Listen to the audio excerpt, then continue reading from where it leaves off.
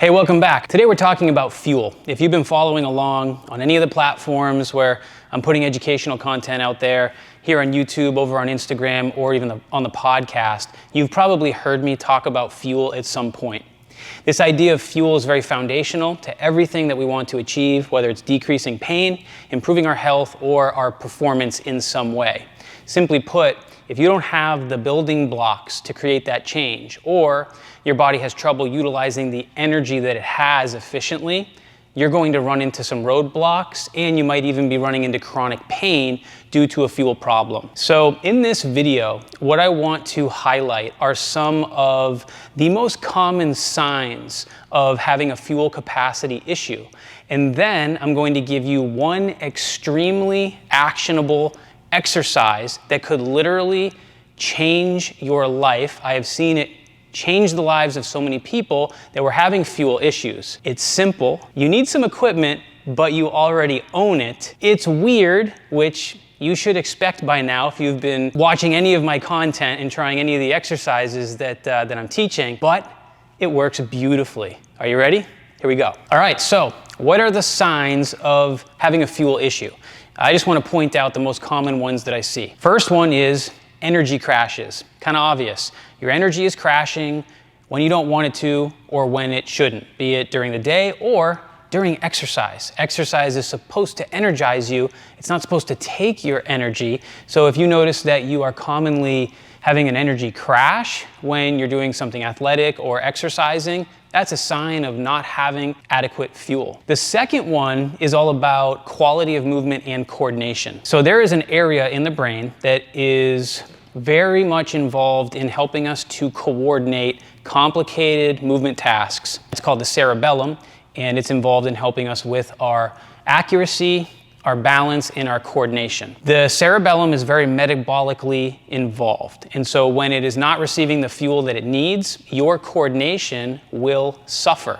We have a whole series of cerebellar assessments that we teach in our neuro classes because it's a really amazing tool to learn about a person's cerebellar health and their metabolic capacity with exercise. So what happens when you're having a fuel problem is that your cerebellum is not getting the fuel that it needs, and your movement will become lower quality, and often it will become ratchety. And so what this essentially is a coordination problem. So if you notice that your coordination is starting to deteriorate, whether it's during exercise or during your day, and that leads you to having a more difficult time moving or even making more mistakes, that could be a sign of a fuel issue that's more related to the cerebellum. Now, when people have fuel issues, they also can run into chronic pain. So just having a fuel capacity issue can elevate chronic pain levels. The last one here that is really interesting is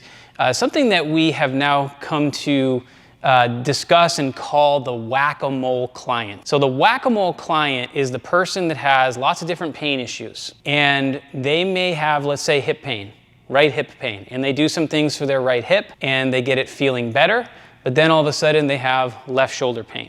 They do some healthy things for the left shoulder, it starts to feel better, and then all of a sudden that shoulder pain turns into neck pain.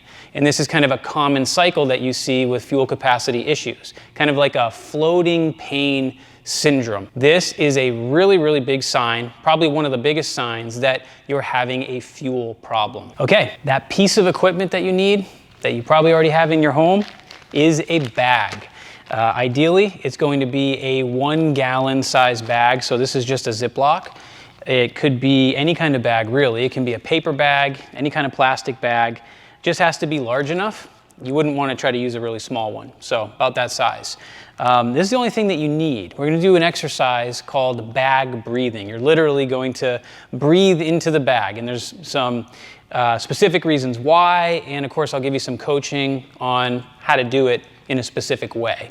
Before I get into that, one of the other things that you should know is that a very big sign of having a fuel issue is having some kind of breathing dysfunction.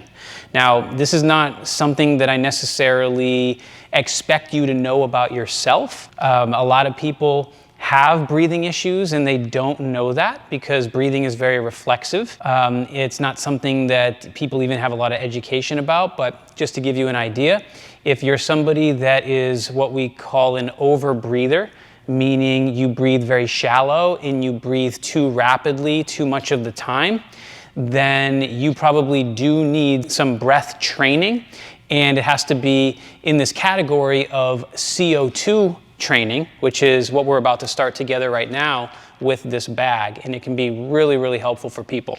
So here's how we do this.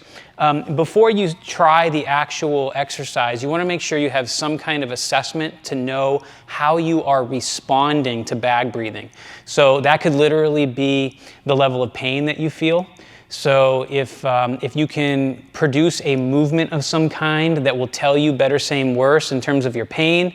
You know, if your shoulder is kind of cranky and pinching and causing you discomfort, by assessing, you know, this arm motion, you know, as long as it's not going to exacerbate your problem, you can do that and just see how does it feel, how are you moving. You can use any range of motion that you want. You could also check your coordination. Okay, so for the neuro nerds out there, you could literally do some cerebellar testing.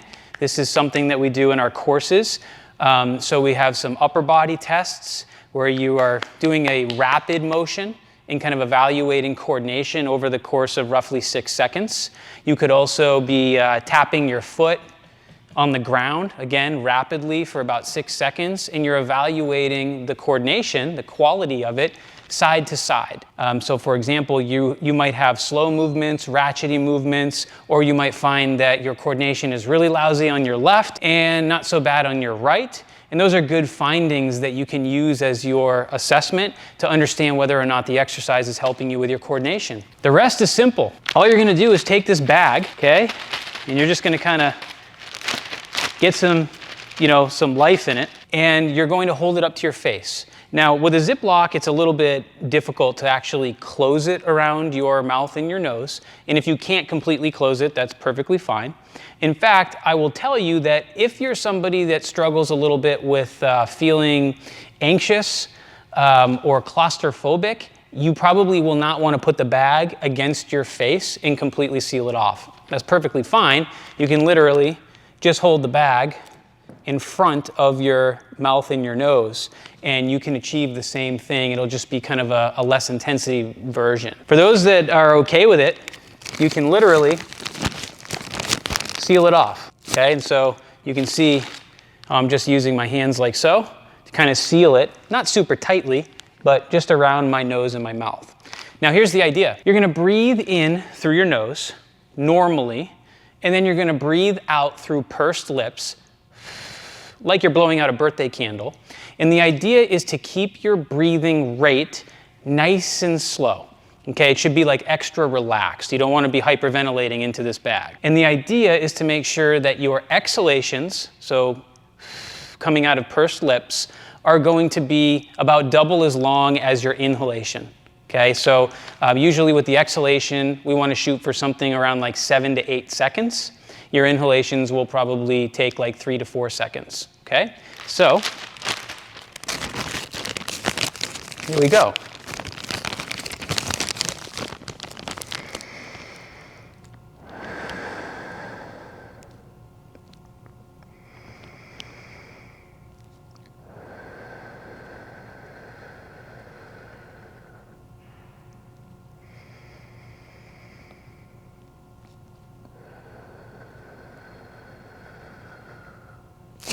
Okay, I know it looks weird. Rather than having you watch me breathe into this bag 10 or 15 more times, let me describe what we're actually doing and how I want you to do this. So when you're breathing into the bag, you essentially end up breathing in your own CO2. Okay, and that's what we're trying to do here. This is a CO2 training drill. And what's going to happen is as you breathe into the bag, the longer you go, eventually you're going to start to feel some level of air hunger. Air hunger is the desire to want to breathe and to take the bag away so that you can breathe normally. And that's good. You actually want mild air hunger, but you don't want it to become super stressful. So the goal is not to stay in the bag until you're seeing stars, right? We're not having a contest to see how long you can breathe into the bag. What you're supposed to do is, as you start to feel that slight air hunger, that is your cue to end the bout of bag breathing. And now the next part is really crucial.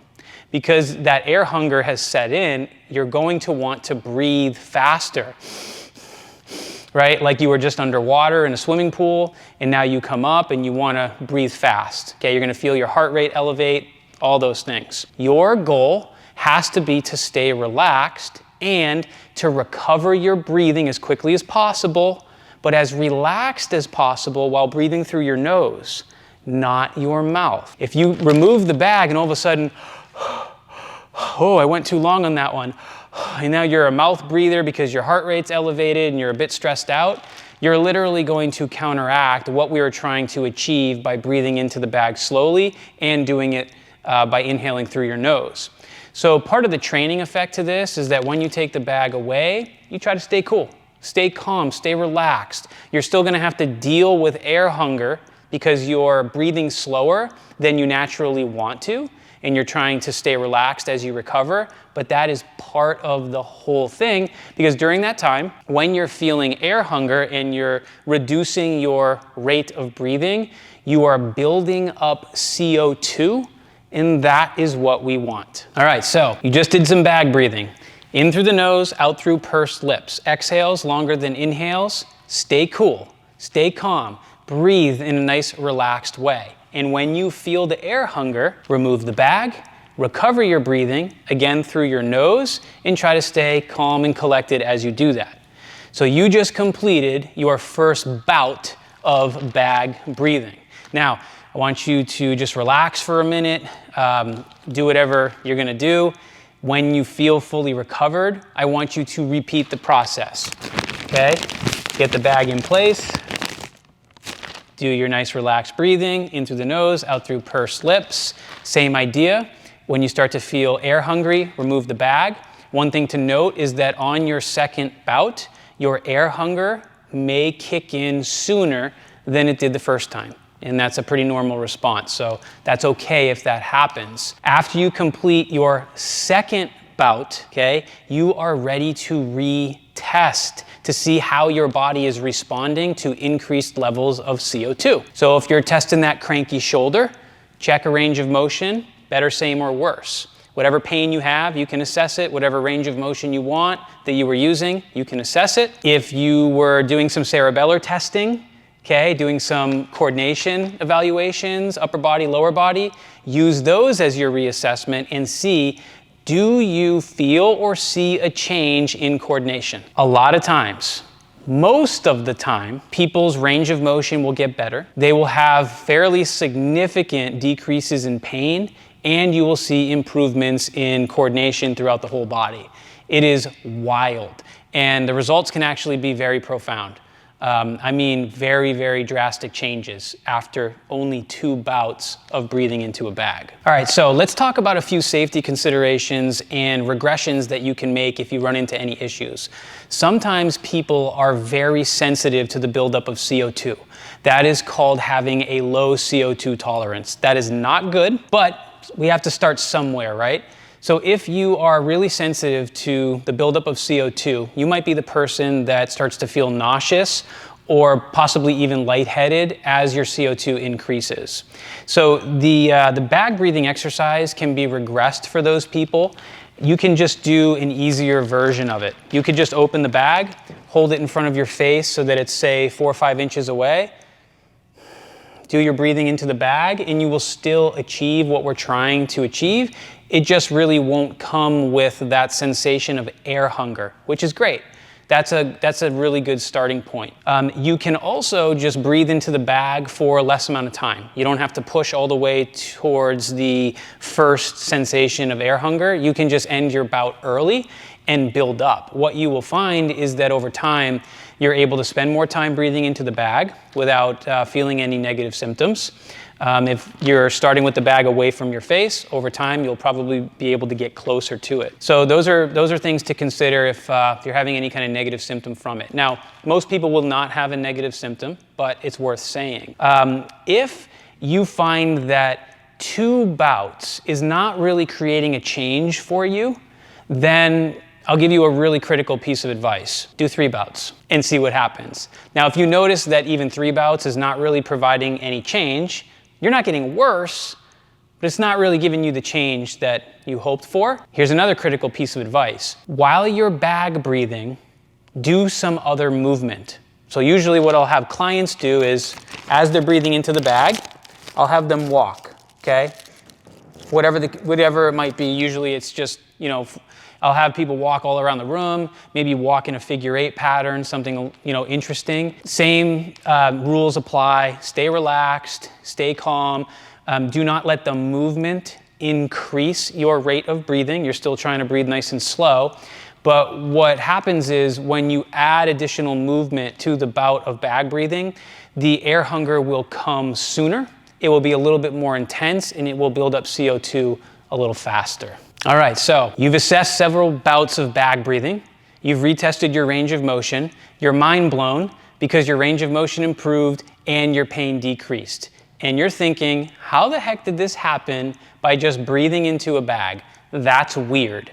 I'm going to give you a really fast idea of what actually is happening there. Because you're rebreathing your own CO2, okay, you actually need CO2 for the transport of blood to your tissues.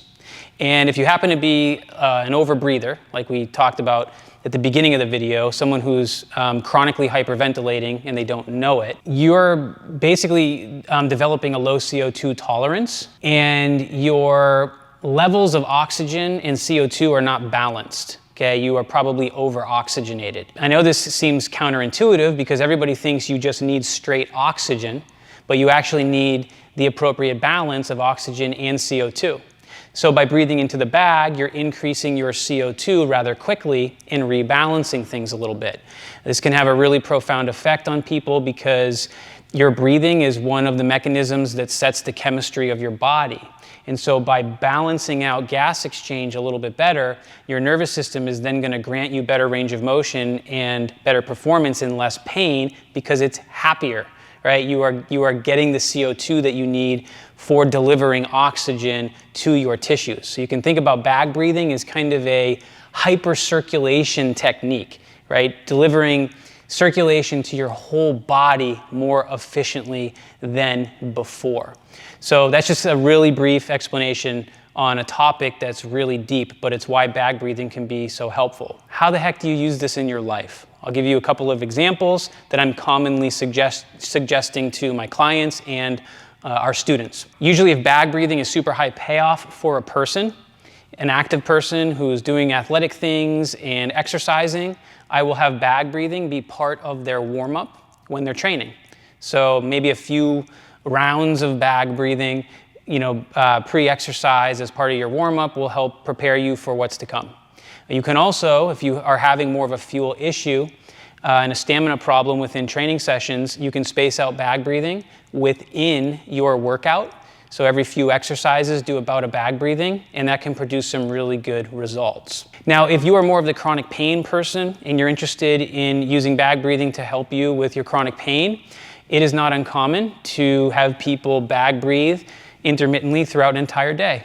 I've had certain fuel case people bag breathe 10 times a day to support that fuel need, and it can be really, really powerful. Usually it's 1 or 2 bouts at any given time, and then they'll notice they feel better and they move better.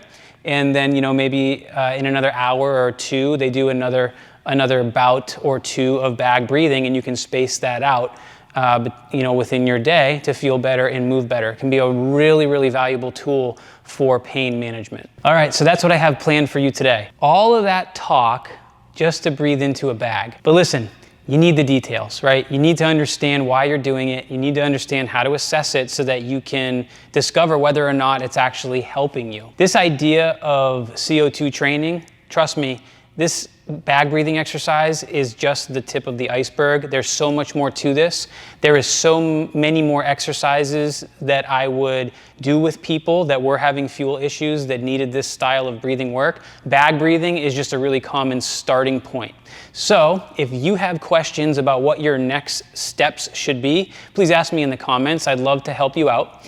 If you are a health and movement professional and you want to go even deeper into this and learn how to assess your client's breathing and do all the cerebellar testing that I demonstrated and understand how to choose the right breathing exercises for the person that's in front of you and the issues that they have going on, well, then you need to get involved in not only seeing the rest of our free content and listening to the podcast, but also our neuro courses. We have a foundations course and we have an advanced course called the Neuro Dojo, and you will absolutely love those courses if you are a nerd and you love building your knowledge and your tool set. So that's it for today. If you enjoyed this video, please give it the thumbs up. That really, really helps, and I will see you in the next video.